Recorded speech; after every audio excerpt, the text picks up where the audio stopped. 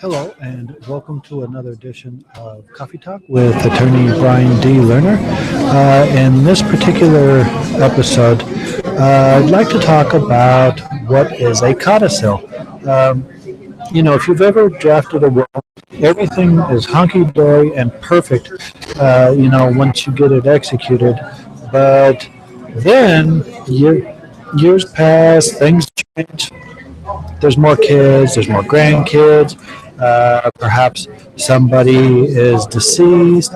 There's more property. Certain property listed was sold. Certain property wasn't put in there. There were some ambiguities. There's all kinds of things that occur or happen once the years pass. And because of that, they rather than drafting a whole nother will and starting from square one and incorporating 90% of what is accurate and just changing 10%, or drafting a whole nother will because maybe the first will wasn't properly executed, you can do what's called a codicil. And a codicil is a legal document just like a will, except what it does is it supplements, amends, qualifies, or republishes a prior testamentary document, which is the will. And so a codicil is a very important document and can be used in several different ways. At first blush, the easiest thing is when you have, for example, new property or so forth, and you want to include it, you would do a codicil, list out the new property, specify that this is a codicil to whatever will it is you're either supplementing or amending. If there's certain people, for example, that you wanted previously as the executor and now you want nothing to do with them, you can amend the name to put in the new person, the new executor. And so with a codicil, you must have the same testamentary capacity that you have in the case of a will. So, if you don't know who you are or what you're doing, the codicil is not going to be effective. So, just like with undue influence and fraud issues with a will, same as with a codicil.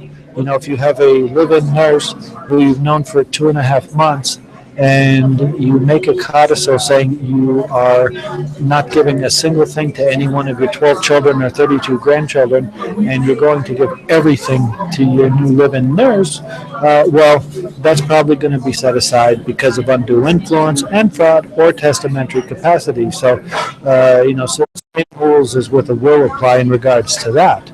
Now, in order to execute the codicil properly, it depends how you're making it. Just like there can be a holographic will, which is one you just write out on paper and you sign it, same thing with a codicil.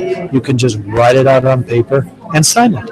But then if there is a witnessed will, you can have a witnessed codicil, which of course have two witnesses and so forth. And the same type of rules apply. It doesn't mean that, for example, if you had a formal witnessed will, that you can't have a holographic codicil. That's possible.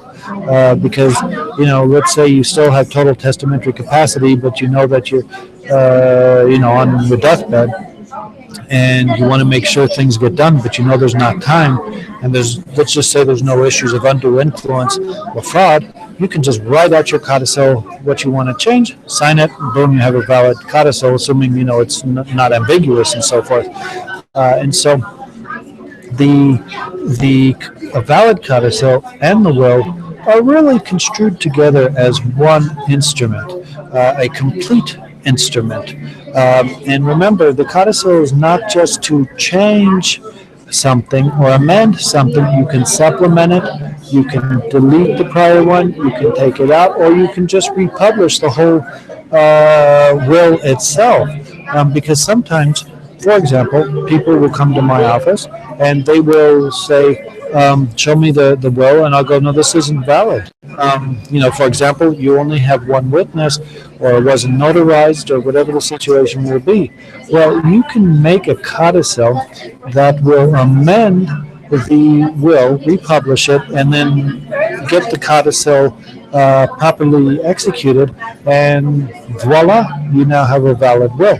Again, that might be more economically beneficial and easier than just redoing the whole will again. So that's certainly a possibility. Now, the codicil itself needs to state your intention.